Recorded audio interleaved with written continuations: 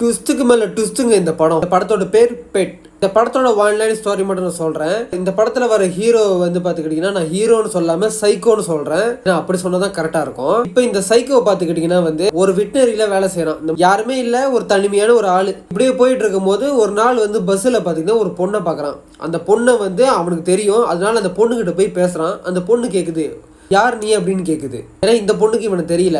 அப்ப இவன் சொல்றான், உனக்கு என்னைய தெரியாது, ஆனா எனக்கு வந்து உன்னைய தெரியும், நீ படிச்ச ஸ்கூல்ல நான் படிச்சிருக்கேன் அப்படின்ற மாதிரி சொல்லிட்டு அந்த பொண்ணுகிட்ட ஒரு மாதிரி வலிஞ்சு வலிஞ்சு பேசலாம். அந்த பொண்ணுக்கு பெருசா இன்ட்ரெஸ்ட் இல்ல. அங்க இருந்து அந்த பொண்ணு கிளம்பிடும். இப்படியே இந்த பொண்ணு பின்னாடியே துரத்த ஆரம்பிக்கலாம். இந்த பொண்ணுக்கு டைரி எழுதுற பழக்கம் இருக்கும். இந்த சைக்கோ என்ன பண்ணுவான், அந்த டைரியை எடுத்துருவான். இப்ப டைரியை எடுக்கிறவன் என்ன பண்ணுவான் பாத்துக்கிட்டீங்கன்னா, இந்த பொண்ணை கடத்திடுவான். இப்ப அவன் வேலை செய்யற அந்த வெட்டினரி இருக்கு பாத்தீங்களா, ஒரு பெரிய ஒரு கூண்டு இருக்கும்.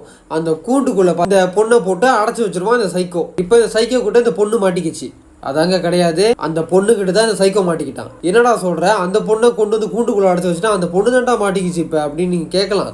அதாங்க கிடையாது. ஏன் என்ன கதைன்றத வந்து நீங்களே இந்த படத்தை பத்தி தெரிஞ்சுங்க. படத்துல செம்ம ட்விஸ்ட்டுங்க. முதல் வாட்டி பார்க்கும்போது செம்ம இன்ட்ரெஸ்டா இருக்கும் இந்த படம். கண்டிப்பா இந்த படத்தை பாருங்க. நான் உங்கள் கிரேசி.